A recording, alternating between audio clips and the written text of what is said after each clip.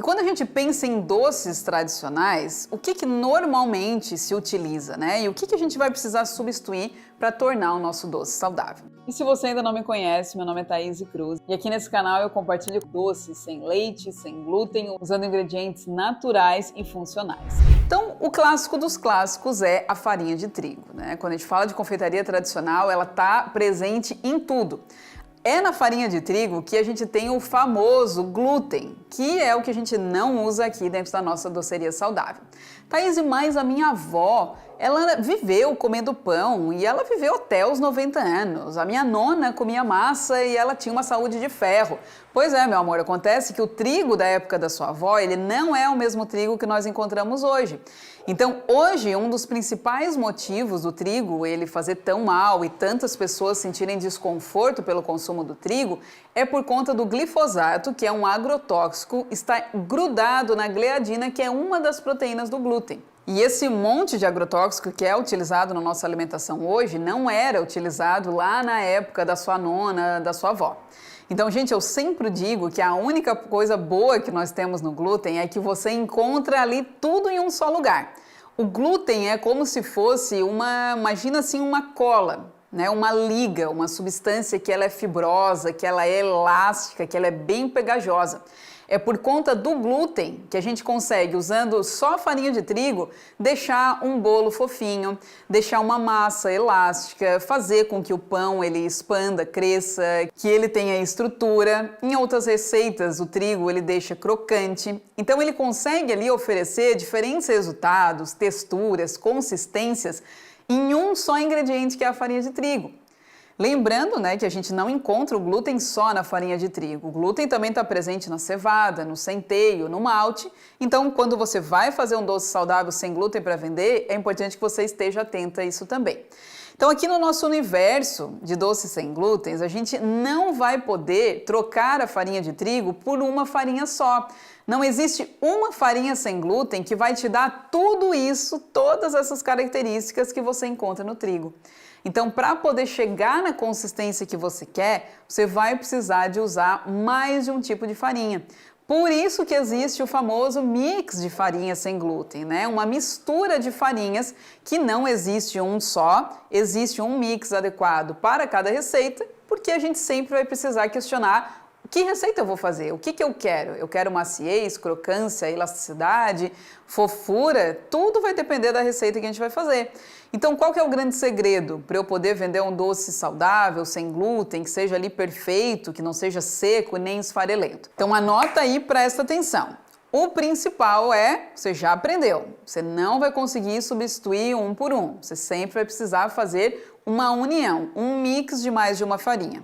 E quando você for substituir alguma dessas farinhas do mix, você precisa sempre substituir por uma farinha da mesma família. A gente tem, por exemplo, a família das farinhas de estrutura, que inclui aqui a nossa principal, que é a farinha de arroz integral. Nós temos também farinha de trigo sarraceno, milho, temos aqui maravilhosa, também cheia de fibras, a aveia, que pode ser usado tanto farelo de aveia, farinha de aveia. Temos a farinha de quinoa, farinha de sorgo, farinha de teff, farinha de amaranto. Tem muitas opções aqui dentro dessa família de estrutura. Essas são farinhas que são farinhas de carboidratos complexos, que vão trazer fibras, aumentar a saciedade, aquela sensação de nutrição, vão ajudar no funcionamento do seu intestino e trazer muitos nutrientes para os nossos doces. Já pensou que coisa maravilhosa você comer doce e ainda melhorar o seu funcionamento intestinal?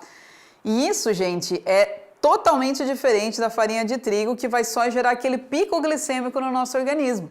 Então, ok, além das farinhas de estrutura, que são farinhas de cereais, a gente tem a família das farinhas de oleaginosas, como aqui a farinha de amêndoas, que é maravilhosa, traz um sabor incrível, uma farinha de oleaginosa que é mais acessível, farinha de coco, que pode ser também de nozes, de pistache, de amendoim também, tudo entra aqui nessa família das farinhas de oleaginosas. Essas farinhas de oleaginosas, elas têm uma função de trazer umidade, trazer sabor, maciez para os nossos bolos. Então são essas farinhas que vão impedir aquele bolo sem glúten ficar seco, bem assim esfarelento, sem sabor. elas vão trazer gorduras boas para nossas receitas. Todas essas farinhas, elas vão ter uma ação antioxidante, uma ação anti-inflamatória, vão trazer mais fibras, proteínas para nossa receita.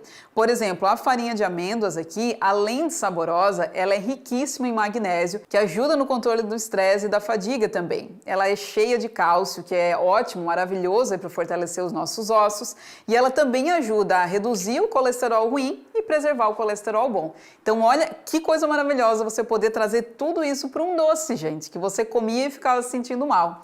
E essas farinhas aqui todas, quando usadas em um mix, elas vão estar sempre em maior quantidade. A da família de estrutura e da família de oleaginosas. E em menor quantidade, nós vamos usar as farinhas da família das farinhas brancas de leveza, que, como o nome já diz, elas vão dar leveza, maciez e também um pouco de estrutura. Então, por exemplo, a farinha de arroz branco, o amido de milho, a fécula de batata, né, que eu mostrei aqui, o polvilho, isso vai estar presente muitas vezes na receita, mas sempre em menor quantidade, por conta de elas não serem tão ricas em nutrientes quando comparado às farinhas que eu falei antes. Além dessas farinhas, a gente vai ter a família dos agentes de liga, que são ingredientes que eles vão dar a liga, vão espessar, vão fazer aquela ação semelhante ao que faz o glúten. Então a gente tem aqui a farinha de linhaça, que eu sempre vou preferir usar a farinha de linhaça dourada, e aqui vai uma dica, anota aí. Quando você for usar a farinha de linhaça, compra a linhaça inteira, em grão, e faz o processo de moer ela no liquidificador ou mesmo no processador na hora. Assim você vai preservar todos os nutrientes e os benefícios dessa farinha. Além da linhaça, a gente tem o psyllium, que também é riquíssimo em fibra. O psyllium, a gente já tem vários estudos mostrando o quanto ele é maravilhoso, principalmente para pessoas que têm intestino preso, então a gente consegue trazer isso para o nosso doce. A gente tem aqui, além da farinha de linhaça, tem farinha de chia e tem também um ingrediente que é bem importante, que a gente sempre usa em pouquinha quantidade, mas que faz uma grande diferença, que é a goma xantana. Como o próprio nome diz, a goma xantana ajuda a dar uma goma, né? A dar uma liga para a nossa receita não ficar toda esfarelenta e poder ficar bem estruturada. E agora eu quero que você me responda, quem você conhece que se preocupa com tudo isso, em trazer todos esses benefícios na hora de fazer um doce? A Thaís, mas essas farinhas aí que tu falou são muito caras. O preço do meu doce vai ficar lá nas alturas e ninguém vai querer comprar o meu doce. E eu estou aqui para te provar que não é nada disso. Vamos pegar como base aqui, para vocês começarem a mudar essa mentalidade, o preço de uma farinha de trigo.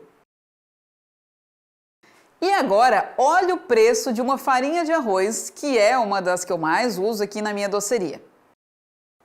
Ah, mas as mais caras são a da família das oleaginosas, tá? Então, dá uma olhada aqui no preço de uma farinha deliciosa, que é uma que eu uso muito, que é a farinha de coco, que pode substituir tranquilamente farinha de amêndoas ou de outra oleaginosa. Ok, a farinha de coco ela é um pouco mais cara, mas percebe que não é aquele absurdo, aquela coisa, né, que as pessoas às vezes falam, nossa, parece que a farinha tem o preço do quilo do ouro. Principalmente, gente, quando você usa esses ingredientes, o uso desses ingredientes em um doce, ele só vai valorizar o seu doce e fazer você vender mais. Então, gente, as pessoas, elas já acordaram, então foi-se o tempo lá que as pessoas se empanturravam de trigo, se enchiam de açúcar e não estavam nem aí. Hoje, as pessoas têm acesso à internet. Na internet, elas seguem médicos, nutricionistas no Instagram, elas assistem lives. Então, mesmo que essa pessoa ela não seja celíaca, intolerante ou tenha alguma alergia, o que é bem raro, né, nos dias de hoje, se ela tem um mínimo de consciência, ela vai querer comprar um doce de você, que está vendendo um doce mais saudável, quando comparado ali um doce que tem na padaria da esquina. Então, assim, acorda, gente. Tem uma mina de ouro aí na sua frente que você está deixando passar. E se você gostou dessa dica, se esse conhecimento contribuiu com você, aproveita para seguir o canal, para acompanhar todos os conteúdos aqui e ativa as notificações para você não perder.